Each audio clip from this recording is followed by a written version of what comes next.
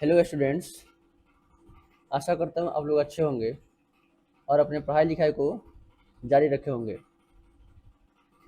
आज हम class 10 series में इकोनॉमिक्स के चैप्टर 2 के ऑब्जेक्टिव क्वेश्चंस को पढ़ने वाले हैं। तो आप कॉपी और पेन लेकर बैठ जाइए। जो क्वेश्चंस आपके लिए नए होंगे उन क्वेश्चंस को आप लोग नोट करते जाइएगा। चलिए तो बिना देर किए क्लास को स्टार्ट करते हैं और आपके सामने क्वेश्चंस लेकर आते हैं। आज का चैप्टर 2 है। चैप्टर 2 का नाम है राज्य एवं राष्ट्र की आय, स्टेट एंड नेशनल इनकम, है ना। इसका पहला क्वेश्चन है आज का पहला क्वेश्चन है, बिहार के किस जिले का प्रति व्यक्ति आय सर्वाधिक है? बिहार के किस जिले का प्रति व्यक्ति आय सर्वाधिक है, यानी सबसे अधिक है? तो इसमें हो जाएगा पटना। इसका पटना का प्रति व्यक्ति आय क्या है? सर्वाधिक है। अगला है, बिहार के किस जिले के प्रति व्यक्ति आय सबसे कम है? इसका प्रति व्यक्ति आय सबसे कम है। तो इसका आंसर हो जाएगा शिवहर। क्या है? शिवहर का प्रति व्यक्ति आय सबसे कम है। अगला क्वेश्चन है, बिहार की आय में किस क्षेत्र का योगदान सबसे अधिक है? बिहार की आय में किस क्षेत्र का योगदान सबसे अधिक है? हम जानते हैं बिहार एक कृषि प्रधान राज्य है, तो कृषि क्षेत्र में बिहार की आय में कृषि क्षेत्र का योगदान सर्वाधिक है। अगला क्वेश्चन है, बिहार में कुल घरेलू उत्पाद का अधिकांश हिस्सा कहाँ से आता है? बिहार का कुल जीडीपी का हिस्सा कहाँ से आता है? तो कृषि और पशुपालन से। कृषि और पशुपालन से आता है। अगला 5 नंबर क्वेश्चन है, बिहार की कितनी प्रतिशत आबादी कृषि पर निर्भर है? बिहार की कितनी प्रतिशत आबादी कृषि पर निर्भर है? तो लगभग 80% आबादी जो है वह कृषि कार्यों पर निर्भर है। अगला 6 नंबर क्वेश्चन है, बिहार एक राज्य है। बिहार के बारे में पूछ रहा है, बिहार कैसा राज्य है? उद्योग प्रधान राज्य है, पशुपालन प्रधान है, खनिज प्रधान है, कृषि प्रधान है? तो बिहार एक कृषि प्रधान राज्य है, यानी यहाँ के अधिकांश लोग क्या करते हैं? कृषि कार्य करते हैं। अगला है 7 नंबर क्वेश्चन, गरीबी के कुचक्र की धारणा को किसने बताया था? किसने गरीबी के कुचक्र की अवधारणा दिया था? तो रेगनर नक्स ने दी थी। किसने? रेगनर नक्स ने गरीबी के कुचक्र की अवधारणा दी थी। यानी इसने बताया था कि गरीब और गरीब होते जा रहा है, वह गरीबी के क्या कर रहा है? गरीबी के साइकिल में फंसते चला जा रहा है। ना तो उसकी आय बढ़ रही है, और आय नहीं बढ़ने से बचत भी नहीं हो रही है, और बचत नहीं होने से निवेश भी नहीं हो रहा है, और निवेश नहीं होने से फिर व्यक्ति को अधिक आय की प्राप्ति नहीं हो रही है। इस तरह गरीबी का कुचक्र चलते रहता है। इसकी अवधारणा किसने दी? रेगनर नक्स ने दी थी। अगला है, रेगनर नक्स के अनुसार गरीबी को क्या करती है? मिटाती है, जन्म देती है, प्रभावित नहीं करती है, इसको नहीं। तो रेगनर नक्स के अनुसार गरीबी को जन्म देती है। गरीबी ही क्या करती है? गरीबी को जन्म देती है। 9 नंबर क्वेश्चन है, वर्ष 2008-9 के अनुसार बिहार की प्रति व्यक्ति आय कितनी इकाई आंकी गई थी? 2008-9 में बिहार की प्रति व्यक्ति आय कितनी आंकी गई थी? तो इसका आंसर है 22,553 आंकी गई थी। 10 नंबर क्वेश्चन, बिहार के विकास में सबसे बड़ी बाधा क्या है? बिहार के विकास में सबसे बड़ी बाधा क्या है? अशिक्षा है क्या? बाढ़ और सूखा है क्या? उद्योगों की कमी है क्या? हाँ, तीनों ऑप्शन क्या है? सही है। उपयुक्त में से सभी क्या है? बिहार के विकास में बड़ी बाधा बनी हुई है। अगला है, लीची के उत्पादन में बिहार का भारत में कौन सा स्थान है? लीची के उत्पादन में बिहार का भारत में कौन सा स्थान है? तो प्रथम स्थान है। कौन सा स्थान है? प्रथम स्थान है। जानते हैं कि मुजफ्फरपुर की जो लीची है वो क्या है? बहुत ही मशहूर है, जिसे जीआई टैग भी मिला हुआ है, जिसे ज्योग्राफिकल आइडेंटिफिकेशन टैग कहते हैं। अगला है, बिहार में किस प्रकार की उद्योगों की प्रधानता है? बिहार में किस प्रकार के उद्योगों की प्रधानता है? तो कृषि आधारित उद्योग की प्रधानता है। कृषि आधारित उद्योग जैसे गन्ना जो है, गन्ना से हम लोग क्या बनाते हैं? चीनी या गुड़ का निर्माण करते हैं। तो यानी वैसे उद्योग जो कृषि उत्पाद पर डिपेंड हो उसे क्या कहते हैं? कृषि आधारित उद्योग कहते हैं। तो भारत में कृषि आधारित उद्योग अधिक देखने को मिलते हैं, जैसे मखाना उद्योग देखेंगे, गन्ना उद्योग देखेंगे, ये सब है। अगला क्वेश्चन है 13 नंबर। आगे देखिए, आ गया, मखाना के उत्पादन में बिहार का देश में स्थान क्या है? मखाना के उत्पादन में बिहार का देश में स्थान क्या है? तो बिहार जो है देश में पहले स्थान पर आता है। अगला है, बिहार में किस जिले की प्रति व्यक्ति आय पटना के बाद दूसरे स्थान पर आती है? बिहार में किस जिले की प्रति व्यक्ति आय? पटना के बाद, यानी पटना तो पहले है, 1 नंबर पर है, 2 नंबर पर कौन किसका स्थान है? तो इसका आंसर होगा बेगूसराय। कौन होगा? बेगूसराय। अगला है, बिहार में आय का मुख्य स्रोत क्या है? बिहार में आय का मुख्य स्रोत क्या है? तो कृषि है। क्या कौन है? कृषि है। अगला भाग 2 में आ गए हम लोग, चैप्टर 2 का ही भाग 2 में भारत की राष्ट्रीय आय और इतिहास पर 16 से 30 तक जो प्रश्न है वो भारत के राष्ट्रीय आय और उसके इतिहास पर है। जैसे भारत में सबसे पहले राष्ट्रीय आय का अनुमान किसने लगाया था? किसने लगाया था? दादा भाई नौरोजी। दादा भाई नौरोजी 1868 में लगाए थे। कब लगाए थे? 1868 में पहली बार लगाए थे। उन्होंने किताब लिखा था poverty and un British rule in India, और उसी में बताया था अंग्रेज क्या कर रहे हैं? अंग्रेज भारत के संसाधनों का दोहन कर रहे हैं, है ना। अगला 17 नंबर क्वेश्चन देखते हैं। दादा भाई नौरोजी ने सर्वप्रथम राष्ट्रीय आय का अनुमान कब लगाया था? दादा भाई नौरोजी देखिए क्वेश्चन आ गया, सबसे पहले राष्ट्रीय आय का अनुमान 1868 में लगाया था। कब लगाया था? 1868 में। अगला क्वेश्चन है, दादा भाई नौरोजी की प्रसिद्ध पुस्तक का नाम क्या है? दादा भाई नौरोजी की प्रसिद्ध पुस्तक का नाम क्या है? तो poverty and un British rule in India. Poverty and un British rule in India, इसी पुस्तक में इन्होंने राष्ट्रीय आय का अनुमान लगाया था। अगला क्वेश्चन है, 1868 में दादा भाई नौरोजी के अनुसार प्रति व्यक्ति वार्षिक आय कितनी थी? प्रति व्यक्ति वार्षिक आय थी 20 रुपया। कितना थी? 20 रुपये थे। अगला है, स्वतंत्रता प्राप्ति के बाद भारत सरकार ने राष्ट्रीय आय समिति का गठन कब किया? राष्ट्रीय आय ने भारत सरकार ने राष्ट्रीय आय समिति का गठन कब किया? राष्ट्रीय आय समिति का गठन अगस्त 1949 में किया। क्योंकि अगस्त 1949 में किया। अगला क्वेश्चन है 21 नंबर, 1949 में गठित राष्ट्रीय आय समिति के अध्यक्ष कौन थे? राष्ट्रीय आय समिति के अध्यक्ष कौन थे? तो प्रोफेसर पीसी महालनोबिस थे। कौन थे? Professor PC Mahalanobis. अगला नंबर क्वेश्चन है 22 नंबर, स्वतंत्रता पूर्व भारत में किस अर्थशास्त्री का राष्ट्रीय आय का अनुमान सबसे अधिक वैज्ञानिक माना जाता है? स्वतंत्रता से पहले, स्वतंत्रता आजादी से पहले कौन से अर्थशास्त्री थे जिन्होंने राष्ट्रीय आय का अनुमान लगाया था और उसे वैज्ञानिक माना जाता है? अच्छे तरीके से उन्होंने राष्ट्रीय आय का अनुमान लगाया था। तो ये हो जाएंगे डॉक्टर वी.के.आर.बी. राव। डॉक्टर वी.के.आर.बी. राव ने आज़ादी से पहले राष्ट्रीय आय का अनुमान लगाया था। अगला है, भारत में वर्तमान में राष्ट्रीय आय की गणना करने वाली प्राधिकृत संस्था कौन है? यानी भारत में राष्ट्रीय आय की गणना किस संस्था द्वारा की जाती है? तो इसका आंसर होगा ख, केंद्रीय सांख्यिकी संगठन, यानी CSO, सेंट्रल स्टैटिस्टिकल ऑर्गेनाइजेशन या ऑफिस। अगला क्वेश्चन है, केंद्रीय सांख्यिकी संगठन की स्थापना कब हुई? CSO की स्थापना कब हुई? तो 1954 में। CSO की स्थापना 1954 में की गई। अगला है, भारत में किस राज्य की प्रति व्यक्ति आय सर्वाधिक है? भारत में किस राज्य की प्रति व्यक्ति आय सर्वाधिक है? तो गोवा की। किसकी? गोवा की। अगला क्वेश्चन है, भारत में सबसे कम प्रति व्यक्ति आय वाला राज्य कौन है? भारत में सबसे कम प्रति व्यक्ति आय वाला राज्य बिहार है। कौन है? बिहार है। अगला है, वर्ष 2008-9 के अनुसार भारत की औसत प्रति व्यक्ति आय कितनी बताई गई थी? वर्ष 2008-9 के अनुसार भारत की औसत प्रति व्यक्ति आय कितनी बताई गई थी? तो 54,850 बताई गई थी। कितनी बताई गई थी? 54,850 बताई गई थी। अगला क्वेश्चन है, किसी देश के आर्थिक विकास का सबसे सही सूचक क्या माना जाता है? किसी देश के आर्थिक विकास का सबसे सही सूचक क्या माना जाता है? राष्ट्रीय आय, प्रति व्यक्ति आय, जीवन प्रत्याशा या साक्षरता दर? तो आर्थिक विकास के बारे में पूछ रहा है। आर्थिक विकास के बारे में पूछा जाता है प्रति व्यक्ति आय, यानी प्रति व्यक्ति आय अगर बढ़ता है तो माना जाएगा वहाँ क्या हो रहा है? विकास हो रहा है। अगला 29 नंबर क्वेश्चन देखेंगे, भारत की राष्ट्रीय आय का मुख्य स्रोत क्या है? भारत की राष्ट्रीय आय का मुख्य स्रोत क्या है? यानी किस क्षेत्र से भारत की राष्ट्रीय आय की प्राप्ति अधिक होती है? कृषि क्षेत्र से होती है, सेवा क्षेत्र से होती है, उद्योग क्षेत्र से होती है, व्यापार क्षेत्र से होती है? तो सेवा क्षेत्र का योगदान जो है 50% से अधिक है राष्ट्रीय आय में, है ना। अगला 30 नंबर क्वेश्चन है, योजना काल में भारत की औसत वार्षिक विकास दर कितनी थी?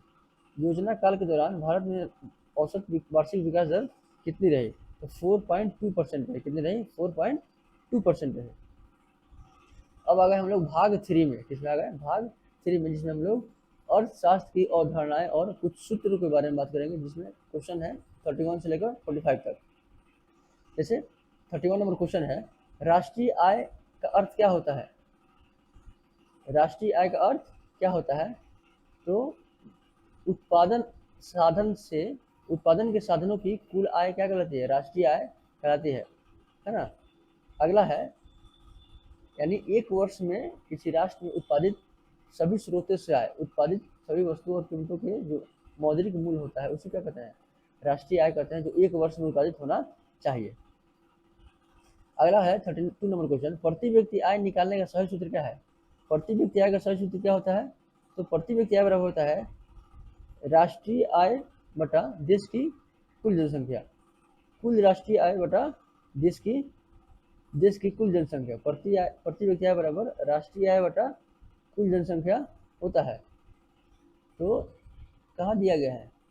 ऑप्शन नंबर आपका जो क है, प्रति व्यक्ति आय बराबर कुल राष्ट्रीय आय बटा देश की कुल जनसंख्या, और प्रति व्यक्ति आय बराबर राष्ट्रीय आय बटा जनसंख्या। इसमें देखिए कुल लगा दिया है, दोनों आंसर सही है, लेकिन कुल राष्ट्रीय आय यहाँ लिखा है और यहाँ कुल जनसंख्या लिखा है। राष्ट्रीय आय का मतलब कुल ही होता है ना। तो इसका आंसर देखिए दोनों में कन्फ्यूजन है, लेकिन आप लोग जानते हैं कि राष्ट्रीय आय प्रति व्यक्ति आय यानी पर कैपिटा इनकम बराबर फॉर्मूला क्या होता है? राष्ट्रीय आय क्या होता है? राष्ट्रीय आय बटा देश की कुल जनसंख्या,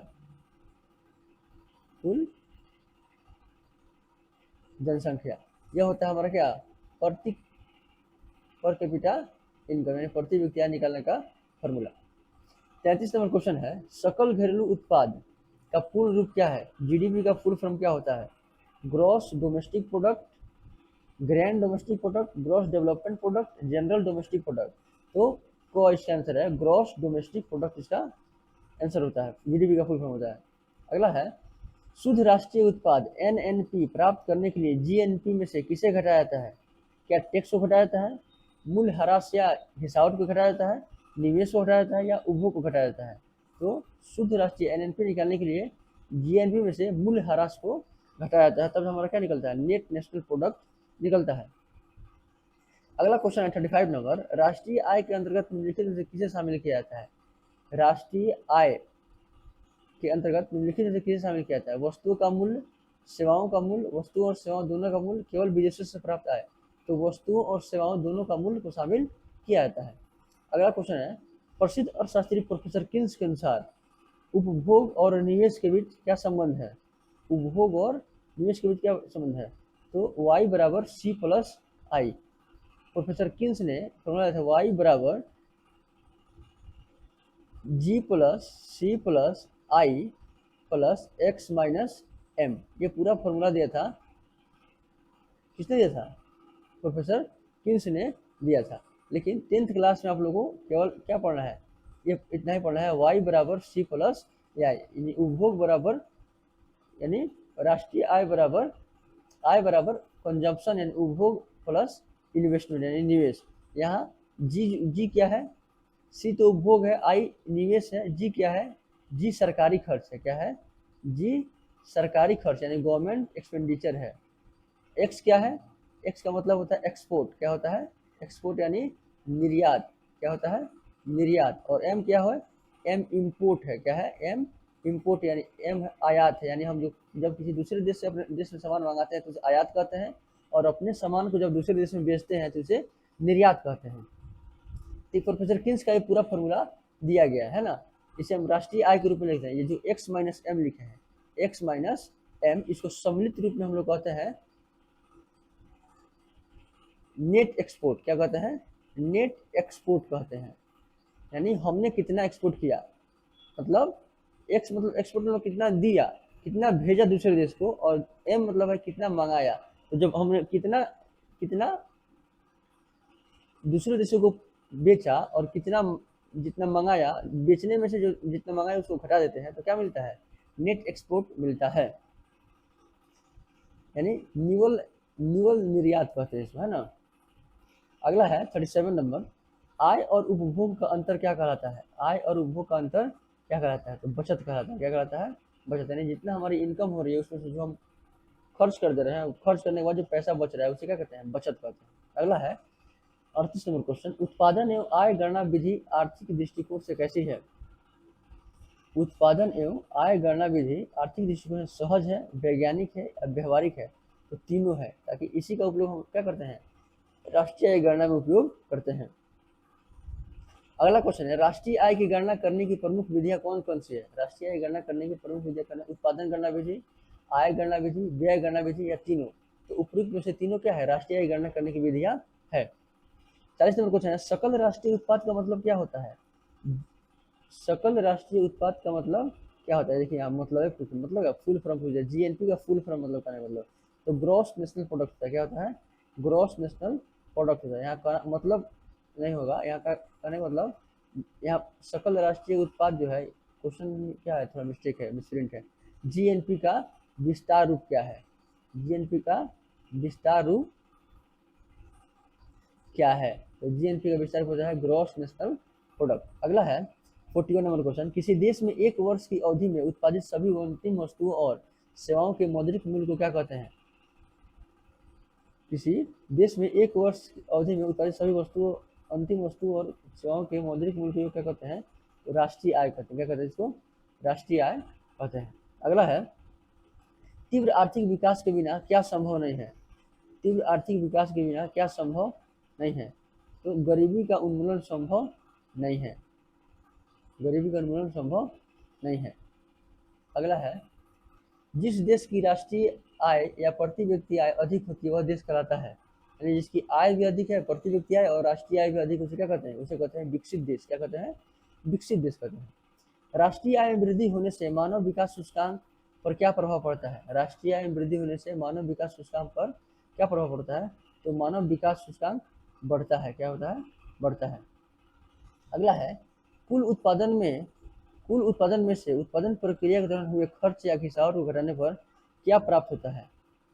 कुल उत्पादन में उत्पादन प्रक्रिया के दौरान हुए खर्च या घिसावट को घटाने पर क्या प्राप्त होता है? तो शुद्ध शुद्ध उत्पाद प्राप्त होता है। क्या होता है? शुद्ध उत्पाद प्राप्त होता है, यानी नेट प्रोडक्ट प्राप्त होता है। अब भाग 4 में आ गए, विविध उच्च स्तरीय, थोड़ा हाई लेवल, मतलब उच्च स्तर क्या, मिसलेनियस क्वेश्चन के बारे में देखेंगे। 46 से 50 तक 5 क्वेश्चन है। तो राष्ट्रीय आय की गणना में आने वाली प्रमुख कठिनाइयाँ कौन सी है? यानी राष्ट्रीय आय की जब गणना करते हैं तो कौन कौन सी समस्या आती है? तो आंकड़ों को एकत्र करने में कठिनाई होती है, दोहरी गणना की संभावना होती है, वस्तुओं और सेवाओं के मूल्य मापने में कठिनाई होती है। यानी तीनों जो समस्याएं आती हैं राष्ट्रीय आय की गणना में। अगला है 47 नंबर क्वेश्चन, घरेलू उत्पाद डोमेस्टिक प्रोडक्ट गणना में केवल किस सीमा के भीतर के उत्पादन को शामिल किया जाता है? यानी जीडीपी की जब गणना करते हैं तो कहाँ की वस्तुओं को, उत्पादन को शामिल करते हैं? तो भौगोलिक या राजनीतिक सीमा, अंतर्राष्ट्रीय सीमा, समुद्री पारक सीमा, इसमें से कोई नहीं। तो भौगोलिक या राजनीतिक सीमा। आप लोग बताया गया था कि जीडीपी की जब गणना करते हैं तो क्या होता है, जीडीपी की जब गणना किया जाता है तो एक देश के अंदर, एक भौगोलिक सीमा के अंदर उत्पादित सभी वस्तुओं और सेवाओं को शामिल किया जाता है, वही कह रहा है भौगोलिक सीमा। अगला है, विकासशील देशों में राष्ट्रीय आय में वृद्धि को अक्सर क्या कहा जाता है? विकासशील देशों में राष्ट्रीय आय में वृद्धि को अक्सर क्या कहा जाता है? तो विकासशील देशों में इसे आर्थिक विकास कहते हैं। क्या कहते हैं? आर्थिक विकास कहते हैं। और विकसित देशों में इसे आर्थिक वृद्धि कहते हैं। विकसित देशों में क्या कहते हैं? विकसित देशों में इसे आर्थिक वृद्धि कहते हैं और विकासशील देशों में आर्थिक विकास कहते हैं। 49 नंबर क्वेश्चन है, सेकंड लास्ट, भारत में वित्तीय वर्ष की अवधि कब से कब तक होती है? वित्तीय वर्ष की अवधि कब से होती है? 1 अप्रैल से 31 मार्च तक होती है। कब से कब तक होती है? 1 अप्रैल से 31 मार्च तक होती है। लास्ट 50 नंबर क्वेश्चन है, समावेशी विकास से क्या तात्पर्य है? समावेशी विकास से क्या तात्पर्य है? समाज के केवल उच्च वर्ग का विकास, समाज के केवल पिछड़े वर्ग का विकास, समाज के सभी वर्गों का समान विकास, या केवल उद्योगों का विकास? तो समाज के सभी वर्गों का समान विकास जब होता है तो उसे समावेशी विकास या इंक्लूसिव ग्रोथ